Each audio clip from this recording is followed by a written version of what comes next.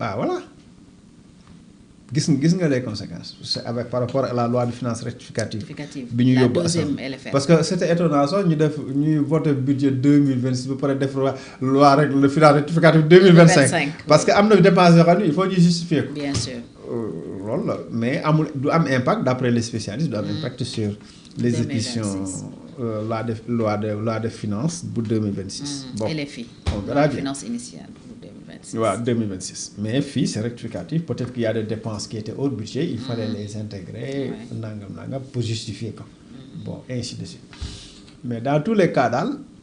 seen échec mais ça ne sent pas bon. non seen échec ak seen réussite yëpp c'est économique xam nga lépp Karl Marx waxoon na ko. l'économie conditionne tout le reste si l'économie marche yeneen yëpp dina dox ndax koo mbéj sax mu reetaan. waaw parce que poche bi am na dara waaw poche bi am na dara wala yaakaar na dara. yoo gis muy kii nii parce que dafa ndékki yaakaar añ. boo ndékki dëkk bi méttee koo laal mu meex. gisoo jarul laal sax weeru koor xuloo yi ci tali bi. da nga naan gars yi dañuy xiif. bu mu di xasee jot rek. non weeru koor bi ay reetaan la kay fa ngay gis xamee Sénégalais yi nag. foofu wóor ngeen boo tourné gis xuloo. moom kay boo seenee ko sant waat ak ay mbay ak yëpp moytul Cissé loo ñoom ñëpp moytul ñoom Thierno Lo ñoom koor gi kay moom gars yi moom ñoom mbayeen yeeg. koo laal mu. mbuubeen yeeg saaxo. ñëppay gaaw a mer. mooy loolu mooy tamit bu nit ñi ñàkkee xaalis. comme nii tension am. kër yi bëri ay problème défi yi bëri problème de santé problème éducation. problème lekk ak naan problème ndox problème facture problème location ainsi de suite nga xam ne tous les jours Sénégalais yi dañuy dund ces problèmes là. et puis ce qui est plus difficile mooy ces problèmes là boo koy dund xam nga lekk du xaar. boo lekkee après da ngay xiifaat. n'est-ce pas. waaw léegi bu subaa nga toog nga tey nga débrouiller ba taalal say doom ñu lekk. di xalaat suba nga ne waaw fu ma koy jëlee nag tey de def naa lu ne ba fexe naa ba génn ci mais suba fu ma koy jëlee. c'est-à-dire loolu mënul continuer. non mais c'est-à-dire que nit ki dund loolu day stressé. continuer leneen loo ko wax leneen loo koy wax nii du ko dégg ay philosophie yàlla nee na neeg ay jàng moom yoonam nekkul si li ngay wax moom xelam mu ngi si. loolu ku koy déglu day fekk waaw. nga assuré au moins. waaw gisoo bi Covid bi ñëwee. ñu nga doon dégg ñëpp ñu naan restez chez vous là ñooñu am nañ dépense ah restez chez vous. après moo tax émeute la mujjee. ah waaw parce que ñi ñu doon resté loo chez eux. waaw ñooñu ci loolu la ñu continué woon pour dund. restez chez vous. yow nit ki nga ne nga toogal sa kër te yorul dépense. te amul lu mu fa toogee. mu fay toogee yow yaa ngi yor sa gab ak sa carte bancaire boo génnee dugal carte bi xëcc ci xaalis bi. après nga dem def le grand marché ñëw. après nga ni toog leen seen kër bu fi kenn bougé yow nag acca andir sa xaalis boobu ñu bokk benn jour keroog maa ngi romb côté fan côté Tivaouane Peulh way côté Tivaouane Peulh noonu ay boy ma jaar noonu booy ne ci chantier bi di liggéey may romb ñu naan restez chez vous ma ne ay yéen a ngi chantier di liggéey na maa yéen kat xaaleen ma fekk leen foofu yéen a ngi seen chantier di liggéey naan la restez chez vous nga naan restez chez vous te xamuñu ne dépense ngay dawee. man damay daw comme gars yi nooy def. ñëppay daw. donc voilà un peu le paradoxe c'est-à-dire que Diomaye dafa gu fi c'est pas encore Diomaye mën na am problème ak Sonko. mais vision bi ñu waxoon vision bi taxoon ñu jóg loolu ba léegi ñoo ko partagé. ok Senghor loolu changé wu. oui Senghor pour dellu ci Senghor ak Mamadou Dia. waaw léegi bi mu séparé wu Mamadou Dia après vision am la teg. il a réussi beaucoup de choses il a fait beaucoup d'erreurs erreurs yi ci la affaire Moustapha Lo mi ñu njëkk a faat ci peine de mort bokk alors qu'est-ce que Diomaye peut réussir sans Sonko et sans Pastef lan la mën a def moom cote mu génn ci am ci ndam. c'est dans la méthode ak la matérialisation nooy def ba matérialiser vision bi foofu la mbir mi nekk. c'est pas dans la vision. La mise en œuvre. Vision bi baax na. lu si bëri baax na amul problème intention yi c'est bien mais matériel la mise en œuvre du. est-ce que mise en œuvre bi dafa dépendre ci premier ministre. largement oui premier ministre mooy pilote di c'est comme boo ma waxee ni rek guerre bi ñuy gagné nii est-ce que colonel bi da ci am solo. wala capitaine bi ci match football bi capitaine d'équipe bi xam nga c'est pas l'entraîneur. mais c'est le capitaine Sonko c'est le capitaine mooy le maître d'œuvre bu doon chantier maçon man na sama papa maçon la man dama xam chantier maçon moom bu doon dañ naan maître d'œuvre bi mooy la contremaître. Contremaître bi mooy Sonko mooy organiser la mise en œuvre parce que contremaître chantier day ku nekk poste ba nga nekk.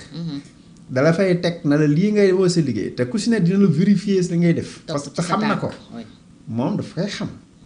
architecte bi yooyu mu ngi toog na le ci bureau mais nag contremaître bi mooy surveiller l'exécution globale du chantier. mais kooku mooy Sonko c'est le colonel dans l'armée. kon fii si ça ne marche pas. il est comptable. des 2 ans. mu waay weesu 2 ans moom kay tant que génnul foofu ruq boobu noonu ruq primature boobu tant que Sonko génn. est-ce que Diomaye dafa am problème mise en œuvre là. Diomaye ngi nii di wàcc sur le terrain mu ngi mel ni moom Diomaye léegi dafa bëgg a nekk contremaître. premier ministre boppam. keroog Casamance la mu fa def lépp yëfi premier ministre la. ku àndoon ak ministre yi. moom. ana premier ministre bi. voilà notre problème léegi Diomaye day obligé xam nga ay ba football nag attaquant buy wàcc défense wala milieu de terrain. mooy ña fa nekk defuñu li ñu war a def. mooy ña fa nekk defuñu li ñu war a def. comprendre li mu bëgg wax. attaquant bi day obligé. oui Kalidou Koulibaly dem di dugali bi. waaw. parce que Sadio Mané n'a pas fait son job wala défenseur bi yéeg. waaw Diomaye daa yéeg. keroog Casamance Diomaye daa yéeg attaque. ok ay ba football nag. noonu la kay li nga waxee noonu la défenseur moom bu dugalee rek. daa yéeg attaque. parce que gis na gars yi. fee daal doxul. xaaral ma dem. waaw mu yéeg attaque pour mën a marquer parce que bu dul loolu du ñu gañ. baa góol ba sax dem dugali. waaw wala góol bi parfois. daan am romb. daan am. waaw bu équipe jaaxlee en général. équipe jaaxle oui góol gi day bacc caax ya. mooy li. Diomaye kii la sol Lacoste yeeg yooyu. dugg si terrain bi foofu ana premier ministre bi. Déthié di wax ak Déthié Fall di wax Maba Diagne di wax ak Cissé maître ministre de l'Intérieur Bamba ñu koy nuyu. mais où est le père?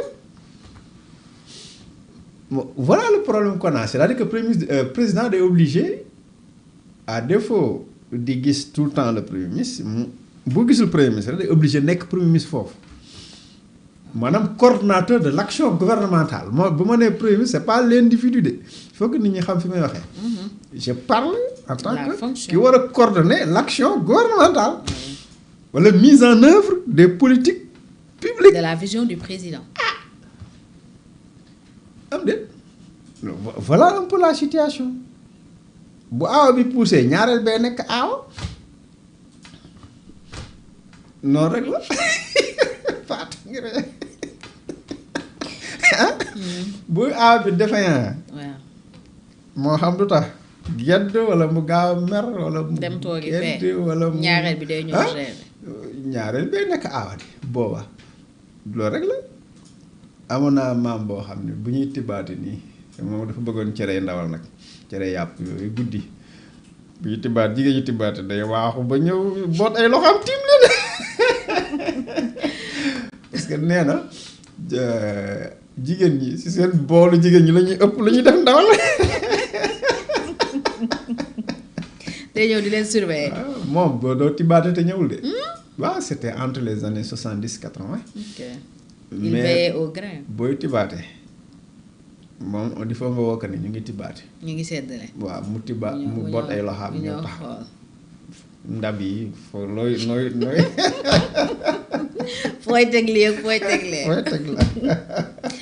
ok donc fii c'est un peu c'est paradoxal parce que mosuñu ko dund aussi. alors su Diomaye changé loolu mën na dox. oui. je pense que kon Sonko mooy problème mu Diomaye Assane si su fekkee. ah non su fekkee suivre naa non logique mais bien sûr que Sonko. le problème de Diomaye c'est Sonko. d'abord Sonko dafa nekk problème d'abord moom ci Sonko dafa nekk problème pour Sonko d'abord. ah oui après mu nekk problème pour Diomaye. dafa nekk problème pour Sonko parce que Sonko déjà ku aay la parce que politique ñaari dimension la xam nga dañ lay wax gestion des affaires publiques mais nag il y a aussi la dimension conquête du pouvoir Sonko dafa aay ci conquête du pouvoir. ok moo taxoon il était indispensable bu fi nekkul woon du baax. comprendre nga li mu wax. pour l'accession parce que pour l'accession au pouvoir il est fort dans la bataille politique. mais c'est un bon opposant. voilà mais il n'est pas fort dans la gestion. ok léegi moom déjà mënul yor pouvoir mais mën na ko wut. ku si nekk li nga mën a. oui. ku nekk li nga mën a wane na ni il n'est pas fort dans la gestion du pouvoir da ngay xool la mairie de Ziguinchor la njëkk a yor ça n'a pas beaucoup fonctionné. boo xoolee même étudiants yi foofu dañ doon aalu ci kaw ainsi de suite. il y a des gens qui sont très forts am na comme sëriñ bu aay ci seet mais aayul ci faj. yooyu yëpp day am c'est-à-dire que parfois doo aay ci ñaar yëpp. ñii dañu aay ci conquête du pouvoir mais buñ nee ba gestion du pouvoir jot. dañuy am problème dañuy wane faiblesse. ñii dañoo aay ci gestion du pouvoir mais duñu mus a arriver au pouvoir sans que ñu andi leen fa. parce que mënuñu fa andi seen bopp. daa daloon ñoom Cheikh Anta Diop ak ñoom moo tax cadre yu bari Sénégal. ba ci waaw ba ci Abdou Mbaye suñu xarit Abdou Mbaye dafa mujj bàyyi politique. Abdou buñ ko buñ àggoon au pouvoir. ala. mënoon na def dara. dina wute. mais mënu fa yóbbu boppam. mënu fa yóbbu boppam. parce que aayul ci conquête. comme ñoom Cheikh Anta Diop ñoom genre yooyu yëpp. génération yëpp nga xam ni c'est des génies ci domaine yu bari. mais pour conquérir le pouvoir comme ni ko Ablaye Wade mënee noonu Ousmane Sonko Sénégal yu bari mënewuñu ko noonu. voilà donc moom Sonko doon na dimbali na si Diomaye ci loolu. ba Diomaye accéder au pouvoir. mais à partir de moment là Sonko dafa waroon a xam faiblesse am moom. effacé wu loolu la deful. loolu la deful. surtout bon def jéem na ko nag parce que mais li faussé donne bi mooy le rabat d'arrêt après dafa ragal ni bu day nekk éternel second. waaw loolu la bëggul éternel second. maanaam en 2029. alors qu'il se voit leader et il est vraiment le leader. voilà quand on parle politique. waaw mais pas politique conquête du pouvoir moo jiite bataille bi mais léegi su fekkoon amoon na perspective que 2029 day nekk candidat Diomaye ruppeeku mu nekk candidat. comme Poutine Medvedev. à partir de ce moment là moom day dal kenn du ko dégg. d'accord mais bi mu tiitee mënoon na sax bañ a jël le rabat d'arrêt le rabat d'arrêt c'est le 1er juillet 2025. mais oui. le 10 juillet 2025 la wax ne Diomaye dafa manque autorité 9 jours après. booba diggante boobu ne bu tëddee du nelaw. mais est-ce que waroon na nekk sax premier ministre y en a qui pensent. man dama jàppoon ni xam nga premier ministre moom premier ministre nga war a doon c'est-à-dire nga war a nekk jëwriñ. second au vrai sens du mot. su fekkee vraiment bëgg nga nekk premier ministre sinon ngeen créer poste vice-président parce que je pense que loolu la ñu waxoon. à un moment donné. dañuy créer poste vice-président. wa ilaa mu nekk président de l'Assemblée nationale. wa ilaa Senghor ak pas Senghor Abdou Diouf ak Ablaye Wade ak Maître Wade président Diouf ak Maître Wade trouvé woon nañ benn formule. dans les années 80 nangam 80 nangam ou 90 je ne me rappelle plus damay jaxase année yi bi ñu jotee ba France intervenir président Mitterrand ñu juboo ñu def entrisme théorie entrisme boobu. maanaam opposants yi dugg ci gouvernement bi. léegi Wade joxuñu ko portefeuille xam nga lu ñu ko def. ministre d'État tout court. yaa ngi fàttali ko ministre d'État. moo fait fàttali ko nettali nañ ko. nettali nañ fàttali ko laay laa ma ne ko laay laa foofu laa yem ci laay ministre d'État point. ministre d'État point dina siéger conseil des ministres mais mënoo xam. il se mêle de tout et de rien. Il n'a aucune mais bu ñu defoon noonu Sonko ce serait intelligent. ministre d'État. bàyyi ko rek tu apprends l'État. yenn saa yi mu nga sa palais ba yenn saa yi mu nga fële yenn saa yi mu nga faa yenn saa yi ci mission yi mais yow doo ko mën a situer. Allah serait intelligent parce que Diouf ak. su doxee ak su doxul mënoo ci situer sa responsabilité. kenn du ne moo lajj fi parce que Sonko le fait que mu nekk premier ministre Assane. damay ñëwaat ci loolu dafay mën a jouer ci. souvent man il est parce que si ça marche pas ñu ne moom la. mais colonel bu toog naan guerre bi sama yoon ne aussi.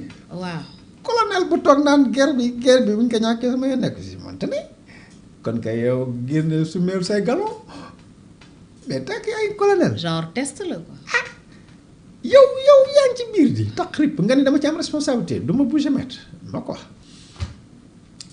dama ci am responsabilité mooy lan responsabilité bi loolu la. mooy tu assumes la preuve bi ñu def remandé